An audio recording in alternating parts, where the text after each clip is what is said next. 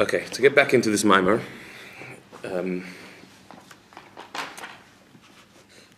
let's give a bit of an overview of where we are and then where we're headed. So it's a Chanukah mimer, and the fact that Chanukah is over doesn't mean it's not relevant. Chassidus is relevant at all times. So it's trying to explain here the power of Chanukah and why Chanukah particularly brings down a light even higher than the light that shone in the Beis HaMikdash. That the Temple Menorah that we light brings down a more powerful divine light into the world than the menorah that was lit in the temple. That's what this mimer is explaining. And to explain that, it's saying that generally the whole theme of Chanukah is bringing down light, divine light, into a place of darkness. And there are several different ways that can be achieved, bringing light into darkness. The way we explained it is by bringing a mimer of the Rebbe Rashab that talks about the way different tzaddikim bring the divine light into the world. And specifically, we spoke about 3 types of tzaddikim bringing 3 types of light into the world. There's the level called a chassid, a level called a yashar, and a level called a tzaddik. A chassid is the highest level, then yashar, then tzaddik. And these 3 types of tzaddikim bring the divine light into the world, but specifically, they bring the light into the world in 3 different ways. The tzaddik brings the level of arich into the world. The yashar brings the level of atik into the world. And the chassid brings pnimius atik, the inner level of atik, into the world. What does this mean? That all of these tzaddikim, their job is to draw the divine light that is beyond the world and bring it into the world. To change the reality of this world by bringing divine light into it. As it says that the way the world is, the way that decrees have been made that the world should be a certain way, and a tzaddik cancels that decree, it makes it different, brings down more divine light than was there before. But the way to do that is there are several different ways of doing it. It depends how high the light that you're drawing down. There's light that comes from the world, or the level that's called arich, which means the level that's beyond this world. Then there's atik, which is even beyond that. And then there's pnimis atik, which is even deeper than that. There are various different levels. And what the Maimer is going to now explain is what these different levels represent. What does it mean, drawing light in from the world of arich or the world of atik? How are they different? And with that, we'll understand different ways of transforming this world. So, we're up to letter Ches, down the bottom of the page of Samach Ches. That's where we're going to get into the Maimer. The idea is like this. The arich v'atik hem bedugmas rotzen v'tainug. To understand what arich and atik mean, they are parallels in the human form to 2 powers of the human personality called rotzen and tainug. Rotzen is will, tainug is pleasure. Right? So arich and atik are the terms of divine light. There's levels of divine light. As we've described in a previous mimer, that you have the 10 spheres, which is Hashem's personality, the way he interacts with the world. That's called Hishtalshelus, the system of creation. Then you have the divine light that is above the system of creation. So, for example, so that's what Arich and Atik are, the divine light that is beyond creation. So too in a human being. In your personality, you have levels of your personality that are within your body, that rest within your body. The highest faculty that you have within your body is intellect. The human intellect, seichel, rests in the mind, in your body. That's a part of your conscious self. But then there are certain forces in your personality that are beyond the body, that are not located in any particular part of the body. Specifically, those are called rotzen and tainug. Rotzen is your will, your drive, your motivation. And tainug is your pleasure. What you find pleasurable, your pleasure force. These are not found in any particular place in your body. So while you walk with your feet and you feel with your heart and you think with your head, you want with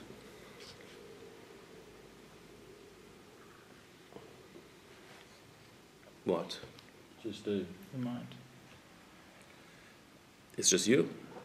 It's your mind may interpret what you want, but it's not your mind wanting. The force of ratzon, that you want something, is just you. It's direction that your soul goes. It's very deep within you. It's a description of your soul, the direction your soul is going. This is what I want. So there's no part of the body that wants. You don't want with your foot or your heart or your mind. You want. It's you. You think with your mind. But you want with your soul. Your soul goes in a certain direction.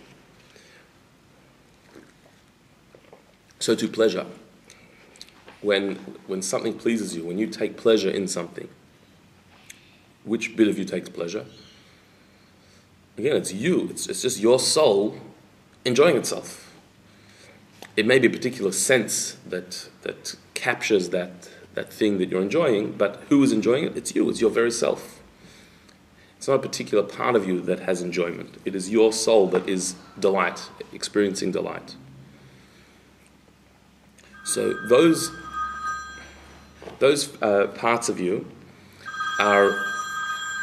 they don't have particular locality in your body. They're beyond the limitation of body. So how do we understand this? There's a difference between ratzon and tainug, and that's what this Maimer is going to now explain. The difference between ratzon and tainug is the way ratzon works on the rest of your body and on the rest of your personality is that it works by force. Hainu, שהכוחות והאיברים מצד עצמם נשארים בטבעם, כמו שהיו קודם, אלא שהרצון שולט עליהם ומכריח אותם שיהיו כפי הרצון, הפך הטבע שלהם. Meaning that your various limbs and their faculties remain as they are, but ratzon, when you have a desire, when you have a want, an ambition to do something, that ratzon overrides the various limbs, that they should work according to ratzon, which may be the opposite of their nature. However, we'll explain in a minute. However, the impact that pleasure has on the limbs and the various faculties of your personality is different. Top of the next page. Because tainug is the pnimius, is the inner energy, the inner vitality of all of your faculties, so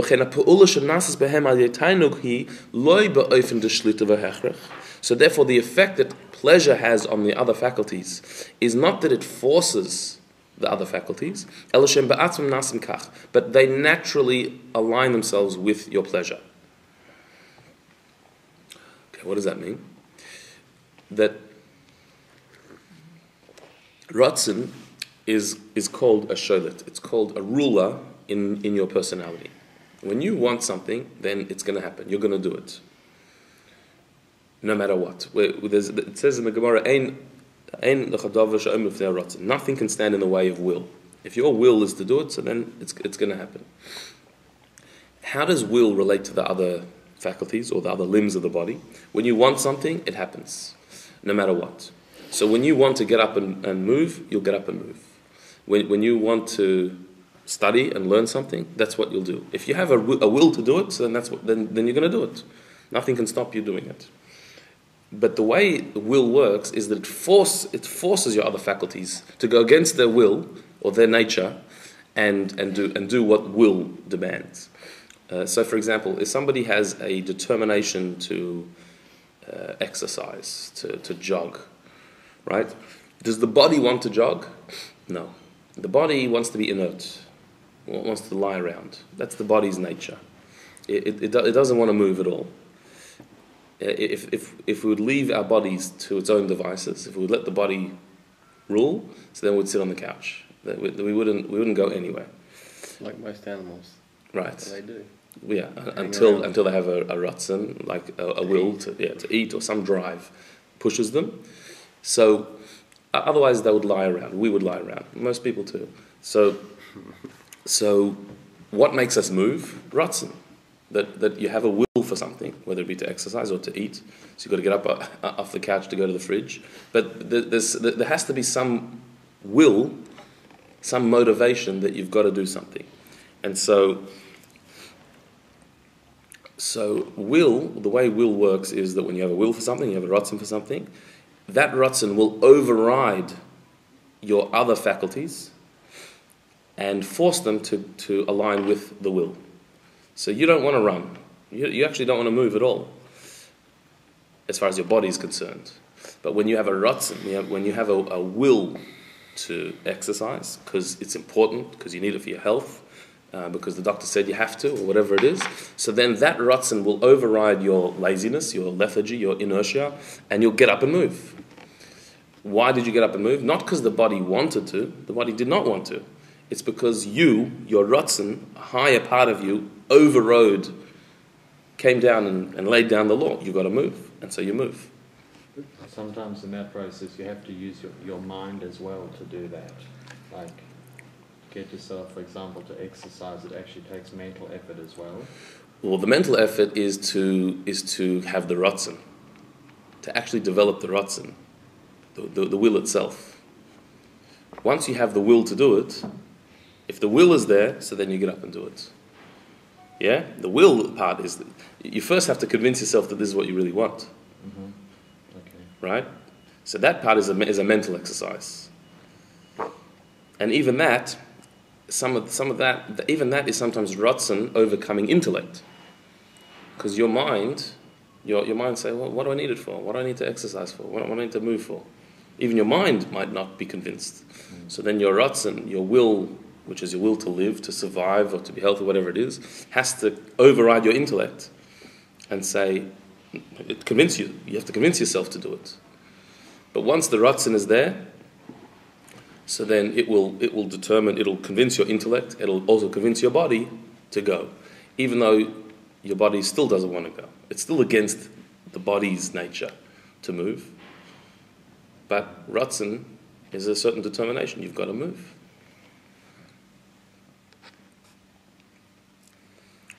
So the way ratzon works is it overrides, it rules. It's like a tyrannical ruler. That if this is what you want, so then not taking into account what the body is in the mood of, this is what you're going to do.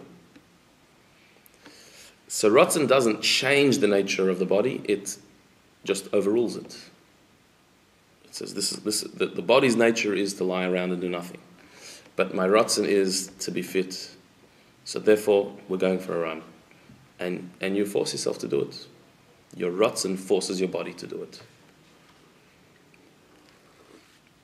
The same would be that's talking about the body, even with the mind as well. If you're studying a topic and you have a real strong desire and will to know this subject, to understand what's going on, your mind may not have an interest in it. You may have not an intellectual interest in it. It's not something that you connect with so much.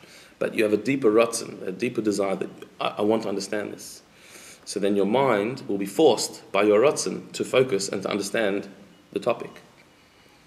Is that pleasure? That's not pleasure. No, this is ratzon, where you believe. Ratzon here is saying that you believe it's the right thing to do. Right. So somebody has told you that it's very important to learn Chassidus. So you've never understood Chassidus. You never really get it, but someone's told you it's very important to learn Chassidus. Okay, so you've accepted that, and now you have a will to learn Chassidus. Your mind will now be forced to focus and to understand. And if you have a ratzon for it, if you really want to understand something, your mind will understand it. On some level, it'll grasp, even though it wasn't in the mood of it, or wasn't that type of mind. Your ratzon can override your mind to force it to focus on something. But your ratzon can change from time to time. Yeah. So at one time you may want to learn, another time you may want to have no interest in learning, for example. Correct. Yes. So there it could be because you have different ratzonos, different wills. There's the ratzon of nefesh bahamis. The animal soul also has a ratzon. which is certainly not to learn. So it's not necessarily that your ratzon has changed, it's that your awareness of your ratzon has changed. Like, how aware are you of your ratzon? So if you're aware of your soul's desire to learn Torah and do mitzvahs, the more aware you are of that, then you'll do it. The more you'll do it. Yeah. You can become disoriented as well and forget about that ratzon, and other ratzonos come. Okay. So it's an important contemplation to think, so what is my real ratzon? My real ratzon, my soul wants to learn Torah and do mitzvahs. When you're in touch with that ratzon, so then you'll be able to do it. When you're not aware of that ratzon, so then it's not doing its job. As soon as you're aware of it, it can overcome whatever's in the way. So arousing a ratzon is a very important part of Yiddishkeit.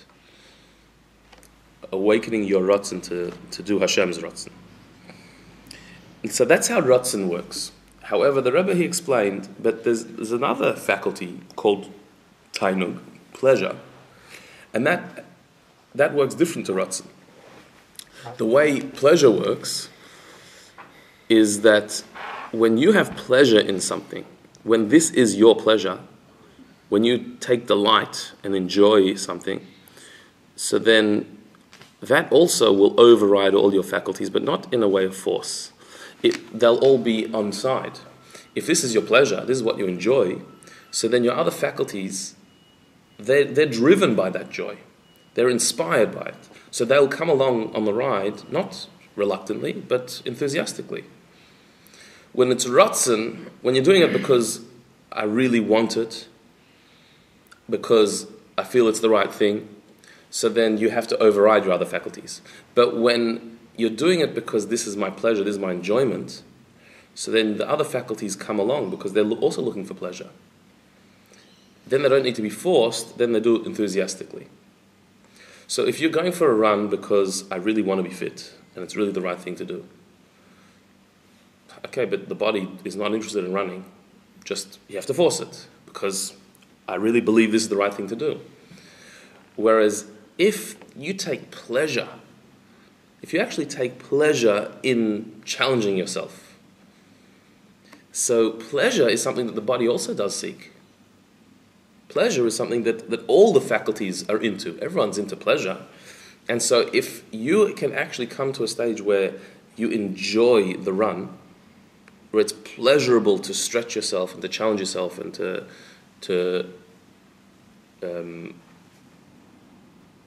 to work hard, when that's pleasurable, so then the body actually wants that. The body does want pleasure. The body just didn't realize that running can be pleasurable until you introduce that idea. So if pleasure is the driving force rather than will, it's a totally different thing. The faculties of the body, of your personality, will come along with you because they are also into pleasure. They don't need to be overridden.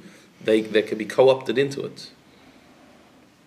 So possibly the mind could get pleasure from learning, but probably not the body, because it's not a physical thing. True, but even the body, the mind is a part of the body. And so you could look at learning as being something that you really should be doing. It's really important and you should be doing it. So then you have to force yourself to do it. Or you could look at learning as being such a pleasure, like the greatest pleasure in the world, to learn something, to expand your intellectual horizons and discover something deeper. There's no greater pleasure in the world than that. If you look at it as pleasure, so then even the body will go along with that, because the body has to participate in learning as well. The mind can't be totally divorced from the body. And so that's a totally different experience then. Then you don't have resistance from the body if pleasure is the driving force. Mm-hmm. Because the body's into pleasure. It's just that the body didn't really see learning as being pleasurable. You had to introduce to the body the idea that, no, learning is actually pleasurable. So is that higher than will? Yes. So pleasure is higher than will. It's the driving force even behind will.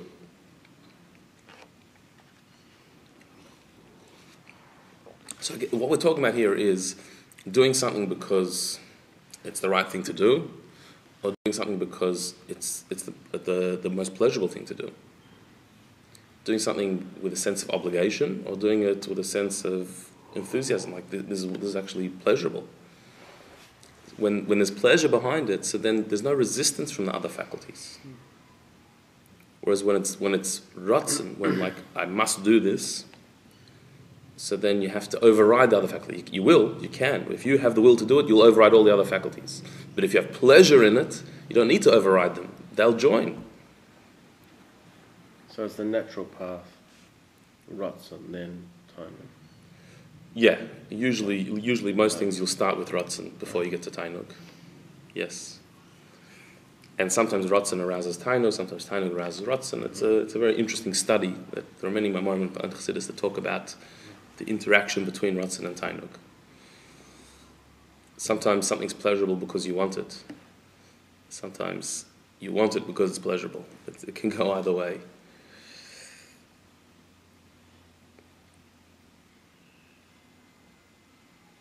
But yeah, definitely the first step would be to do it because it's the right thing to do, and you have a drive, you have a determination to do the right thing. That's overcoming yourself. But then there's a deeper level where you actually start to take pleasure in it, and that will be much less of a battle. Once you get there, there's much less of a battle because pleasure is what we're all into. Even the nefesh bahamis, your animal soul, will also join, because the animal soul is also just looking for pleasure. And if you can convince your animal soul that the most pleasurable thing to do is to learn Torah, so then the battle is over. There's no battle. The animal soul will join.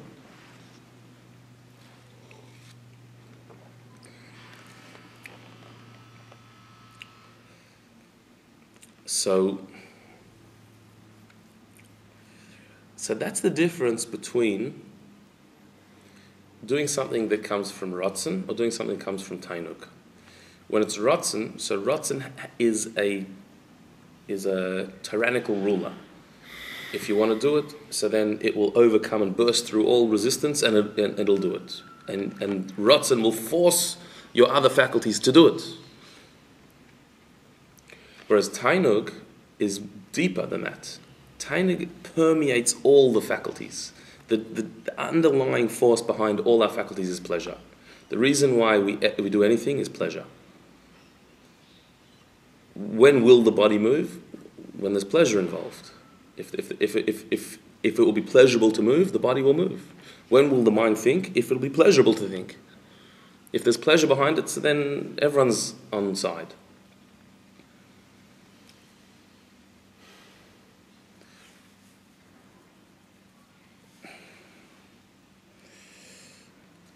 So within our own personality, these two faculties, these two powers, the power of ratzon and the power of tainug, work on us in very different ways. Ratzon works in the way of shlita, overriding everything. Tainug works in the way of inspiring, that all the other faculties are on side. So this is all a metaphor for the way Hashem's light that is above the universe, above the world, can interact with the world. Our faculties, tainug and ratzon, which are above our physical body, interact with our body in the same way as the light of Hashem, atik and arich, work in the world. And that's what we'll see now on the second line of the page. A similar thing applies above to Hashem. That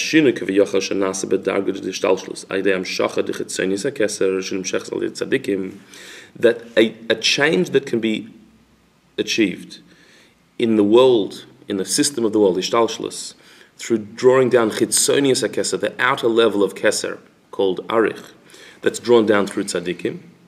The gam kishematzad b'chines ishtalshlus yeshna gzeirush loitiya hamshachas hashpa v'alidei shatzadik mamshich rotzen chadash ma'keser shalamayel mishtalshlus chitzonius hakeser mispatelas hagzeira. It could be that according to ishtalshlus, according to the rules of the world, there's a certain gezerah, a decree that things should happen in a certain way. And the tzaddik can come along and draw down a new ratzon, a new will of Hashem, from keser, that's higher than ishtalshlus, but we're talking about arich, the outer level of keser, and he can cancel that decree. right? That Hashem has decreed a certain thing should happen. A tzaddik can come and cancel that decree. What does it mean Hashem has decreed it? It means that Hashem, as He is within Hishtalshalos, as He has created a system of the way things are supposed to work, has said this is the way things are going to be. Comes along a tzaddik and says, no, it's not going to be that way. And the tzaddik can cancel the decree of Hashem. That's the power of a tzaddik. What does that mean? Just like Ratzon in a person can override the other faculties, and make you do something, a tzaddik can appeal to the level of Ratzon in Hashem, Arich, and that can override Hishtalshalos. Which are his faculties, in a way. Which are Hashem's faculties, as it were. Hashem's personality, as it were. Or putting it in different words, there's something called the Beis Din Shel Maila, the heavenly court. The Beis Din above. The heavenly court has decided that, God forbid, a person should be sick. A person deserves to be sick. What does that mean? That means that Hashem, as He is within Hishtalshalos, in His system, says that things work in a certain way. Certain actions cause reactions. And so this person, because of their circumstances, because of what they've done, they deserve a certain punishment, let's say. That's according to Hishtalshalos. That's according to the Beis Din, which is Hashem as He has a system. Comes along a tzaddik and draws down a ratzon that's higher than Hishtalshalos, higher than the Beis Din Shel Maila, and says that even though the ruling was that person should be sick, I want to draw down healing for that person, that they should not be sick. And a tzaddik can do that. It's not a tzaddik fighting against Hashem. It's a tzaddik is able to reach or appeal to a level of Hashem that is above his own system, and so he can override his system. So then, consequently, there'd have to be a whole reshuffling of the providence and whatever to account for that. Correct. And how's that done?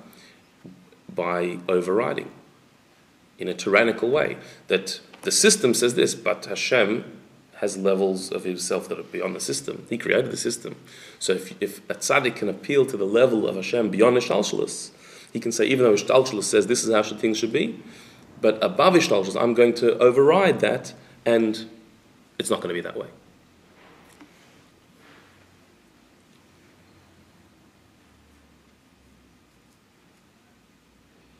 Yeah. So that person was sick and they were going to see a certain doctor and their family member had to look after them. That all has to be rearranged, so to speak. Yeah.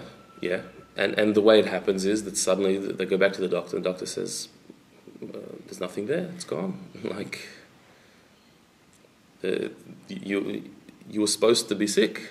Like, logically, all the signs of that, and now it's gone. But all of those interactions that would have otherwise have happened are no longer going to happen. Correct. Yeah. So that's what it means that a tzaddik can cancel Hashem's decree. What is he doing? It's not him fighting Hashem, right? That's very important to understand. Within Hashem, there's the Hishtalshalos way of relating to the world, and then there's above Hishtalshalos. The tzaddik who can reach above Hishtalshalos can say, even though Hishtalshalos, the Beis Din, the rulings, the logic says this is how things should go, I'm going higher than that. I'm going to the world of Keser, above the 10 spheres. I'm going to Arich, and there a new Ratzon can come down, and just like within a person, Ratzon rules over the other faculties. So too in Hashem, Ratzon, Keser, Arich can rule over the system that the Beis Din has put into place, and so whatever was decided has now been rescinded. But how does that work? Look on the 6th line. Hu ba'ofen deshlito memshala. The way that works is that the tzaddik is able to override the system. Tzaddik moshel biras elokim. We quoted earlier in the Maimar verse that tzaddik can rule over Hashem's rulings. Sharatzon de l'mayla mishtalshalos, so that the moshel is ishtalshalos. That ratzon, which is higher than ishtalshalos, can override ishtalshalos, can override the system. That's one level, and that's what a tzaddik can do. But obitul hagzera shemitzad bechinas ishtalshalos alidei hamshachas pnimiyas hakesa shenimshachas al avodah de yesharim. But then there's a way of cancelling Hashem's decree that is within Ishtalshalis, through drawing down Pnimius HaKeser, the deeper level of Keser, not Arich, but Atik, and that is achieved by Yesharim, people who are on a high level in a tzaddik, a Yashar. That is Huloi Ba'ofen Shlita. That's not in a way of overriding, Ela de Kivin Shatainig de Pnimius HaKeser Hu Pnimius Ishtalshalis, but because pleasure, which is the Pnimius HaKeser, is the inner force of all of Ishtalshalis. So then, when a Yashar, who's a higher type of tzaddik, draws down a deeper level of pleasure, Pnimius HaKeser, on that level, Hashem wants to give. So then, so then, the nullification of the decree is not overriding Ishtalshus, but Ishtalshus itself agrees with it.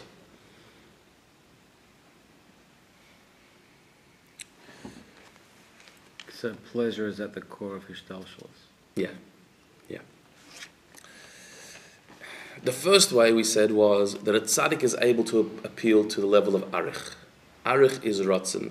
And we said that the tzaddik is able to say that even though Hishtalshalos, the system has determined this person should suffer, but the tzaddik can reach higher than the system in the world of ratzon and draw down an overriding of that decree, and the person shouldn't suffer. But it's overriding the system. The system says he should suffer, but the tzaddik is showing, okay, that's what the system says, but I'm calling on a higher power to override that system. And so the person shouldn't suffer, they should get better. That's the first way, that's a tzaddik. Then there's a yasha, somebody who's on even higher level, can appeal not just to arich, ratzon, but to tainug, atik. What does that mean? That the tzaddik can appeal to the level of Hashem that takes pleasure in the world, that wants the world, that wants us, and doesn't want us to suffer, wants to give us.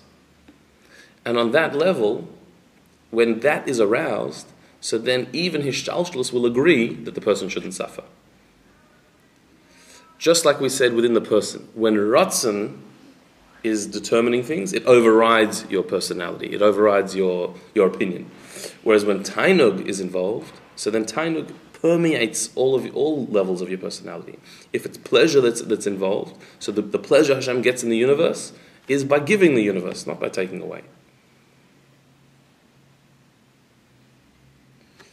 So while the first way was arousing a level that can override the ruling of Hishtalshalos, the second way is arousing pleasure and making Hashem want to give. Even within Hishtalshalos, even the system will say, well, the whole point of the creation was to give, not to take away. So therefore, he gives. And the person is healed, not by overriding Hishtalshalos, but Hishtalshalos itself determines that the person should be better. And that's only accessible by Yasha. I mean, yes. A regular person couldn't. Even a regular person even can't do the first thing. The first thing is a tzaddik. A tzaddik can override Hishtalshalos. A Yashar can actually permeate Hishtalshalos with the level of Tainug. Let's continue in the paragraph, it'll become a bit clearer. Yeah? That's why there's a beautiful saying in the Gemara. Anyone who teaches the child of an ignoramus Torah,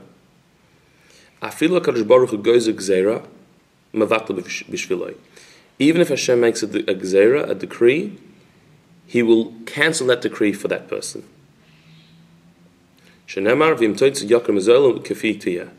As it says, there's a pasuk in Jeremiah, Yirmiyahu, that if you can bring beauty out of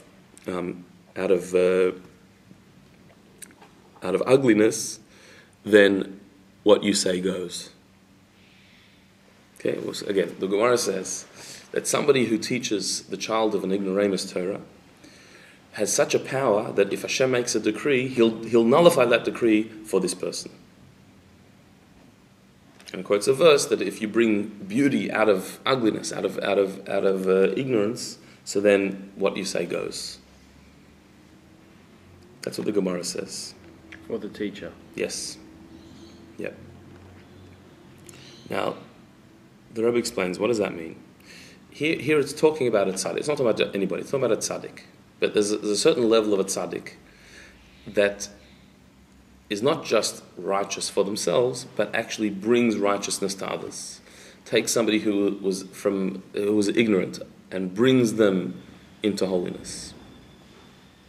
Right? So there are tzaddikim who just deal with righteous people.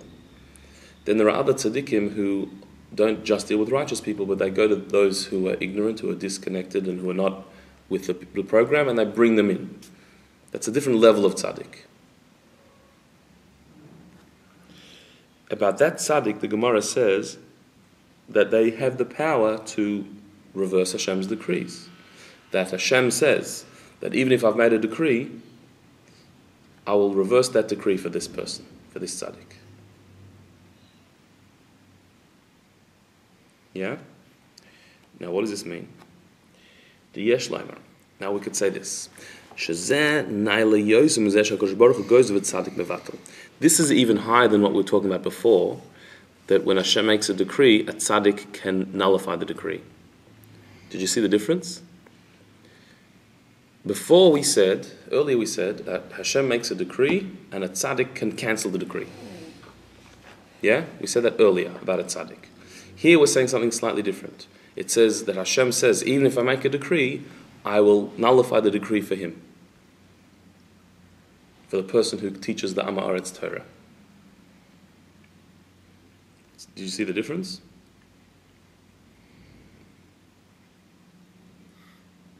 Listen again. The first Gemara says that Hashem makes a decree and a tzaddik nullifies the decree. This one says that Hashem says, even if I make a decree, I'll nullify it for him. See the difference? In the first one, Hashem makes the decree, the tzaddik nullifies the decree. In the second one, Hashem makes the decree, and Hashem nullifies the decree for the tzaddik. What's the difference? The first way is that Hishtalshelus, HaKadosh Baruch Hu, Hashem and his Beis Din decide something, and the tzaddik goes higher than Hishtalshelus and decree and nullifies the decree, goes against Hishtalshelus. In the second one, Hashem, Hishtalshelus, the system, makes a decree, and because of the tzaddik, Hashem himself nullifies the decree, meaning Hishtalshelus itself turns itself around, changes around for the tzaddik. So the tzaddik is not overriding Hishtalshelus, the tzaddik is transforming Hishtalshelus. That's Tainug as opposed to Ratzon. Have a look inside. The Yeshlomer, the Zesh, Na'al Yosef. Mekadosh Baruch Hu goes with tzaddik mevatel. The Inyan hu, the Iker hat Tainug shalamayla hu, machidush des hapcha chashech menahera. The idea is like this. What gives Hashem pleasure? What is pleasurable for Hashem? What's pleasurable for Hashem is the chidush, the novelty of a transformation of darkness into light. Lahoitzi yakum ezoilel, to take beauty out of ugliness. That is what gives Hashem the greatest pleasure. V'kivin shemavidos shel tzadik zeh shemalamed mefetz Torah chutza gam leben am haaretz nasa tainu l'mayla. So because this tzaddik we just described, who teaches Torah even to the outside, even to the ignorant, even to those who are disconnected, because that is giving the ultimate pleasure for Hashem, because that's a transformation. So therefore, that tzaddik is able to nullify Hashem's decrees, but not in a way that Hashem makes a decree and the tzaddik cancels the decree. Meaning, as far as Hashem is concerned, the Hishtalshelus, the rules are concerned, there is a decree. And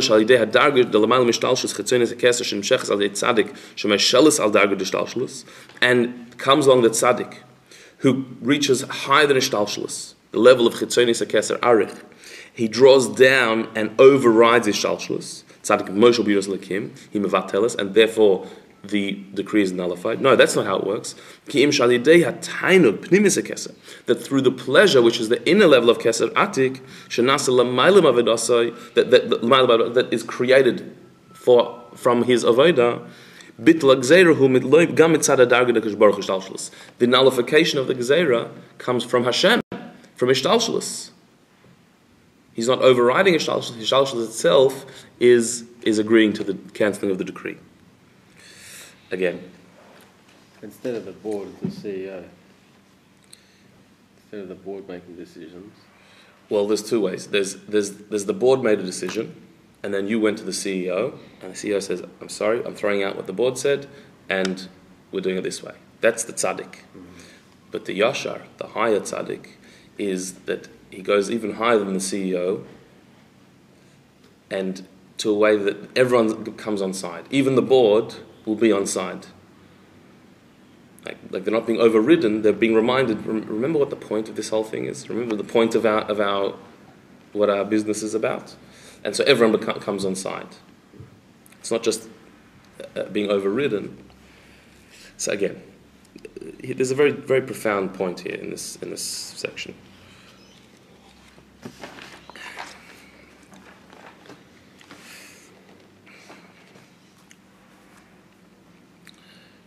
The first way was like this. There's a certain system that Hashem has put into place in the world. And that system is that goodness brings goodness, evil brings evil. To receive blessing, you need to be deserving of it. If you're not deserving, so then you receive the opposite of blessing. That's the system, ishtalshus of creation. If you're adding light, divine light into the world, so then good things happen. When there's a lack of divine light in the world, bad things happen. That's how the system is. That's ishtalshelus. And there's a beis din, there's a court that decides and makes rules and decrees and decides what happens. This beis din is Hashem's beis din. It's HaKadosh Baruch Hu and his beis din. Hashem and his beis din. That's the system of how things happen. And in that system, sometimes, God forbid, people get sick. People suffer. There are all types of things that happen. If you would just look at the system, so then that's irreversible. The system is the system. The rules are the rules. That's it. So if somebody's sick, well, Hashem decided they should be sick. So what are you going to do? That's Hashem's rules. And his rules are certain people get sick and certain people suffer. That's the system. A tzaddik comes along and says, okay, that's the system. But Hashem is not stuck in his system. There's a level of him called keser, which is above hishtalshelus. And a tzaddik has access to that level and is able to arouse a ratzon, a new will in Hashem that says that even though the system has determined suffering, but the tzaddik says that you, Hashem, can override that system. And so the tzaddik appeals to that level of Hashem and that overrides the system. So even though the system says suffering, pain, punishment, but Hashem comes and says, forget it. Because the tzaddik is able to appeal to that level in Hashem. So the rules would still say the person should suffer. Logically, according to the rules of justice of this world, this person should be sick. But we've gone beyond the rules, and so we've overridden that. So they're not sick, they're healed. The tzaddik is able to draw that down. Yeah, that's the tzaddik. But there's a higher level of tzaddik who appeals not to Hashem's ratzon that can override hishtalshelus, but to Hashem's tainug, pleasure. And that's a different story. What does this mean? What is Hashem's pleasure in the world? What does Hashem get pleasure out of? There's a metaphor in Chassidus that when you wanted to a king who has all the wealth in the world, and you want to bring a gift to the king. So what gift are you going to give a king? A king has it all. You're going to give him gold, silver, jewelry. I mean, he's got it all. So what are you going to give a king? So in Chassidus it says one of the things they would try and do is they would give the king a gift that is a novelty. Something weird. That would give pleasure to a king. The example brought is a parrot, a talking bird. If you give a talking bird, that would be a novelty for a king. Why? Because people talk. And people talk much better than birds talk. But when a bird talks, it's such a novelty, it's such a weirdness, it's so unusual, out of the ordinary. That would give pleasure to a king. So even though he's got all the money in the world, so it's not the value of the thing that matters, it's the novelty of it. that would give him a kick. Like the pleasure it brings. Yeah. So what gives the king pleasure? Something that's like, wow, that's never thought of that. Couldn't imagine that. That's what gives the king pleasure. So in Chassidus it says that's what we are. We are talking birds, because we are human beings in a dark world with a body and all physical distractions in the world. And when we serve Hashem and do a mitzvah and do something holy, that's like a talking bird. That's such a novelty that people could do something holy. That's unbelievable. It's the transformation of people in the world of darkness who are doing something good. That is what gives Hashem a kick. Hashem has everything, so there's nothing you can give him that he doesn't have. But it's the novelty, it's the weirdness, it's the bizarreness of human beings in a lowly place doing something holy that arouses Hashem's pleasure. So even though angels could do a much better job than us of being holy, but that's not surprising. It's people being holy that's surprising. So to appeal to Hashem's pleasure is when he sees the novelty of this world. There's a certain type of tzaddik who is very much involved in that, in the novelty of human beings doing holy things. For a tzaddik to be a tzaddik is not so surprising, but when somebody who's not such a tzaddik does mitzvahs and learns Torah, that gives such awesome pleasure to Hashem that arouses Hashem's pleasure and reminds him the whole reason why he created the world. So a tzaddik, the Gemara says, a tzaddik who is involved in bringing the ignorant, the disconnected, the uninspired, and bringing them into Yiddishkeit, that tzaddik has a higher connection to Hashem than a regular tzaddik who is only involved in holiness, because that tzaddik is arousing the pleasure of Hashem in this world. The greatest pleasure of Hashem is to see the transformation of people in this world. Yeah? So the Gemara says that somebody, a tzaddik, who teaches the child of an ignorant person Torah, that tzaddik, says Hashem, even if I've made a decree, I will change my decree for him. Meaning that tzaddik arouses the pleasure that Hashem has in the universe through a speaking bird, through an ignorant person becoming learned. And so, therefore, they appeal to the pleasure that Hashem has in the world. And therefore, it's not just that Hashem will override Ishtalshlus, it's that Ishtalshlus itself will bend itself for him. So, given that all tzaddikim would be familiar with that Gemara, why wouldn't they all be striving to be a chassid? Not all can. Not all can. Not everyone can. First of all, not all of us can be a tzaddik. Not all tzaddikim can be a yasha. Okay. Not everyone has the power. But could not a simple person also access that in some way? Yeah. Because even for a simple person to do a mitzvah with no knowledge, surely that would tap into that aspect in some form. Yes, absolutely. And so, everything we're talking about here is on somewhat a level, it's accessible to all of us. Yeah, for sure. I mean, certainly the ignorant person themselves who change, like they are causing pleasure to Hashem. But a tzaddik knows how to access these levels. We all do it. We are the speaking bird. So we are the ones giving pleasure to Hashem. But the tzaddik knows how to turn things around. So that's why that's a much higher level. And it's a different level of a tzaddik. A tzaddik can appeal to the pleasure of Hashem. And just like when in a human being, your pleasure permeates your entire being. If you get pleasure in something, so then you jump up to do it. You don't need to convince yourself to do it. So too, when Hashem's pleasure is aroused in the universe, we don't need to override the Beis Din to say this person should get better, that there should be healing and no suffering. When Hashem has pleasure in the world, so then of course there's no suffering. Even the system itself determines there should be no suffering. There should only be goodness. And that's a yashar.